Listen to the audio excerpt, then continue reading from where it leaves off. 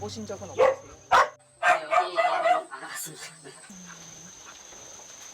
와보시지 않은 이유가 혹시 있으세요? 어렵죠. 할 거라고. 뭐라고 드릴 말씀이. 그런데 비단 이곳뿐만이 아니라 한 동물보호소 위탁업자는 건물 한쪽에서 유기동물 보호센터를, 다른 한쪽에서는 새끼 강아지가 거래되는 경매장, 심지어 번식장이요.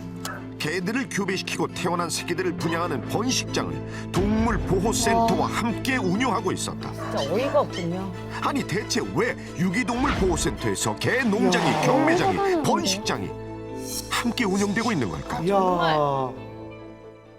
위탁 업체를 선정하는 것 자체도 어려운 거예요. 그렇다 보니까 개농장이라든가 개 경매장이라든가 뭐 이런 곳들이 될 수밖에 없는 거죠. 개를 통해서 상업적 이익을 얻는 사람들이 이 사업을 하다 보면 보호소에 들어오는 큰 개들은 식용으로 유통될 수가 있고요. 그리고 작고 품종 있는 개들은 번식용으로 유통될 수 있다는 게 문제인 거예요. 전국의 동물보호센터는 지자체가 직접 운영하는 직영보호센터와 시의 지원금을 받아 민간에서 운영하는 위탁보호센터로 나뉜다.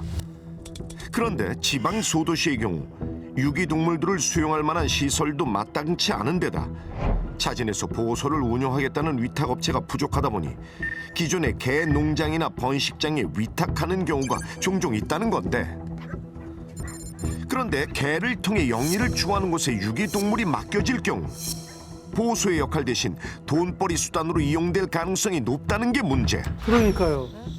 게다가 엉망인 사육 환경으로 인해 위탁 보호소 내의 자연 사율 또한 높을 수밖에 없다는 것. 유기동물 보호센터라는 이름이 무색할 만큼 유기동물에 대한 보호와 관리가 전혀 되지 않는 이유가 대체 뭘까?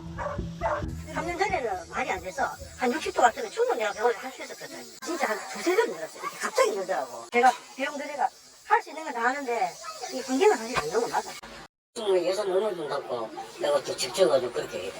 예산도 모자라서 인력도 모자라고 이 시설을 가지고 참 이거 어떻게 해줄 일이 없다니까. 쪽팔려요 제가 사실 솔직하게. 내가 정말 불만이 게 뭐냐면 이 개를 버린 사람이 있을 거 아니에요.